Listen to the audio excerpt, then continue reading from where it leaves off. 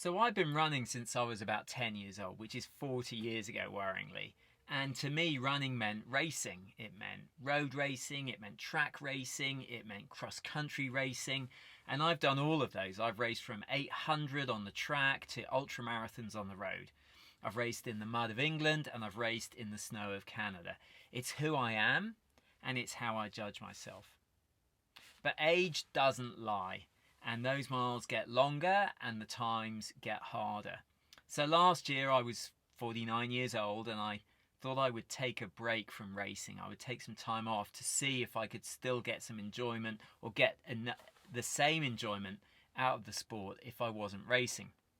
And I did a lot of running still, but I didn't have any races planned. And I got a lot of enjoyment out of the year, but I've got to admit there was something missing. I miss the challenge of having a target. I miss the challenge of having reps to hit and having a goal that I'm aiming for, that I'm trying to inch towards every session at the time. And I missed looking at my splits. I missed improving. I missed challenging myself against myself and others. And so this year I decided to test myself again. And this is my 50th year.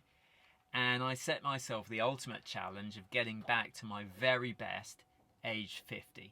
So, as some people might know who've been watching this, I'm trying to get under 2.5 hours as an old man. Sub 150 at 50 is what I've been calling it. And recently I ran the Mesa Marathon and I had the perfect weather. It was the perfect course.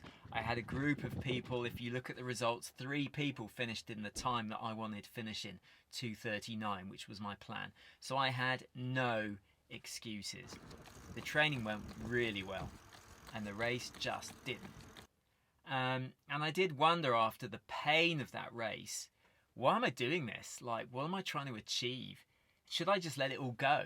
Should I just be happy with what I achieved in my youth and not go for this target of sub 150 at 50? And the answer was easy. No. This isn't supposed to be easy. This is supposed to be a challenge. And so I stumbled at the first step. But I didn't fall. There were a lot of positives to take from that race. There were a lot of positives in the way that my body held together. There were a lot of positives in the training that I did building up to it.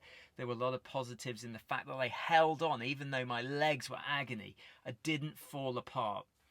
And I've got to say, that stumble has given me more determination. I'm going to get this done. So what's next? Well, first of all is recovery. And I've been struggling. Like, that really took a lot out of me. So I'm going to recover and I'm going to make sure I recover properly.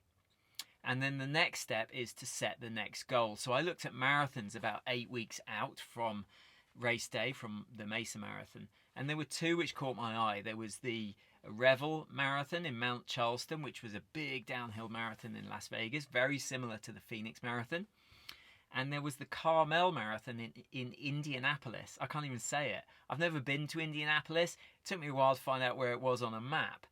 But having looked at the variables, and particularly the fact that Carmel is flat, has a decent number of runners, 2,000 runners, and a good number of runners running really fast times, 2:20s, 2:30s, 2:40s, I'm going to go for the Carmel Marathon.